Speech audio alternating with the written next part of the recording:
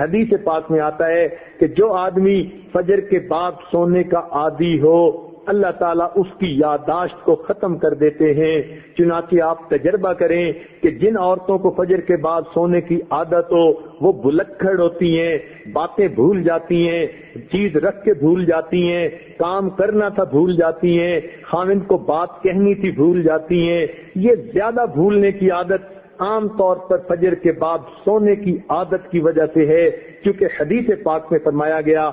اور بعض روایات میں تو یہ بھی آیا کہ حلال رزق ان کے لیے تنگ کر دیا جاتا ہے، لہذا ان کو ادھر ادھر کا ملا جلا تو بہت کچھ مل جائے گا، حلال رزق کے دروازے بند کر دیے جائیں گے فجر کے بعد سونے والوں کے لیے۔ ہاں کوئی آدمی ایسا کہ جس کی ہے ہی ڈیوٹی رات کی، وہ اگر ساری رات جاگا فجر پڑھ کے سو گیا تو وہ اس بات سے خارج ہے۔ ہاں وہ اللہ والے جو راتوں کو جاگتے ہیں وہ عام طور پر اشراق کی نماز کے بعد پھر تھوڑی دیر آرام کرتے ہیں۔ اشراق کے بعد سونا بالکل ٹھیک ہے، بزرگوں کی عادت رہی ہے، مگر فجر اور اشراق کے درمیان حد الوسع نہیں سونا چاہیے، سوائے اس کے کہ رات کا حصہ انسان اتنا جاگے کہ اب یہ سوچے کہ نہیں سوؤں گا تو سارا دن مجھے کام کرنے کے اندر رکاوٹ ہوگی، پھر اس کی اجازت ہے۔ عام عادت نہیں بنانی چاہیے۔ دیکھا یہ گیا ہے کہ جن گھروں کے اندر کچھ کھانا پینا ہوتا ہے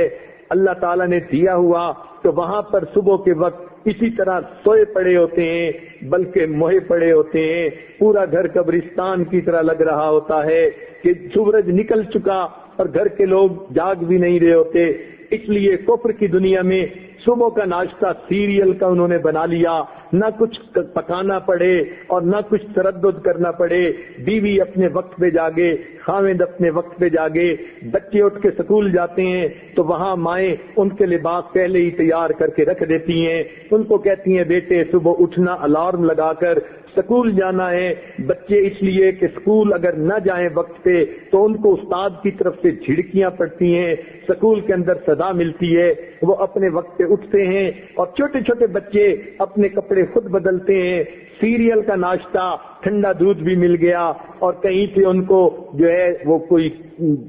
سیریل بھی مل گیا تو بچے یہی کھا کے چلے جاتے ہیں۔ تو کفر کی دنیا نے ناشتہ اس لیے آسان کر لیا تاکہ جاگنے کی تکلیف اٹھانی نہ پڑے۔ اس لیے مسلمانوں کا جو ہے معاشرہ اس میں عشاء کے بعد جلدی سونا اور صبح کے وقت جلدی جاگنا، چنانچہ صحابہ کرام کے زمانے میں تہجد کے وقت اگر کوئی مدینہ میں چلتا تھا تو یوں آواز آتی تھی گھر گھر سے قرآن پڑھنے کی، جیسے شہد کی مکھیاں بن بنانے کی آواز ہوتی ہے۔ اس لیے ہمیں چاہیے ہم صبح کے وقت اٹھیں، عورتیں صبح کے وقت اٹھ کر نماز پڑھیں، اگر تہجد پڑھیں تو کیا ہی بات ہے، قرآن کی تلاوت کریں، درود شریف پڑھیں، استغفار پڑھیں۔ صبح کے وقت گھر کے اندر عبادت کا کرنا پورے دن کو جو ہے اپنے جو ہے عبادت جو ہے منور بنا دیتا ہے۔ بلکہ ہم نے تو بعض بزرگوں کا یہ عمل بھی دیکھا، وہ فرماتے ہیں کہ جس آدمی کی فجر کی نماز قضا ہوتی ہے وہ آدمی کا دن زندگی کا منحوس دن ہوا کرتا ہے۔ چنانچہ ایک آدمی نے قسم اٹھا لی کہ میں اپنی بیوی کو منحوس دن طلاق دوں گا، اب اسے سمجھ نہیں آتی تھی کہ میں قسم تو اٹھا بیٹھا، منحوس دن کون سا ہے؟ کسی فقیہ کے پاس گیا، انہوں نے فرمایا جس دن تمہاری فجر کی نماز قضا ہو جائے وہ تمہاری زندگی کا منحوس ترین دن ہے، تم اس دن یہ کام کر گزرتے ہو۔ بعض ایسے بزرگوں کو بھی دیکھا کہ جو وقت کے حاکم تھے مگر انہوں نے دستور بنایا ہوا تھا، وہ سوچتے تھے کہ جو آدمی فجر کی نماز وقت پہ پڑھ لیتا ہے حدیث پاک کے مطابق اللہ کی امان میں آ جاتا ہے، لہذا وہ حد جو ہے وہ جو سزائیں دینی ہوتی تھی تعزیرات کی وہ اس وقت تک نہیں دیتے تھے جب تک کہ یہ یقین نہ کر لیتے کہ آج اس نے فجر کی نماز نہیں پڑھی۔ اگر پڑھ لیتا تھا تو فجر دوست کو سزا دینا مؤخر کر دیتے تھے کہ اگر یہ اللہ کی امان میں آ گیا ہم کیوں اس کو سزا دیں؟ تو مسلمانوں کے نزدیک تو فجر کے وقت جاگنا اتنا اہم ہے،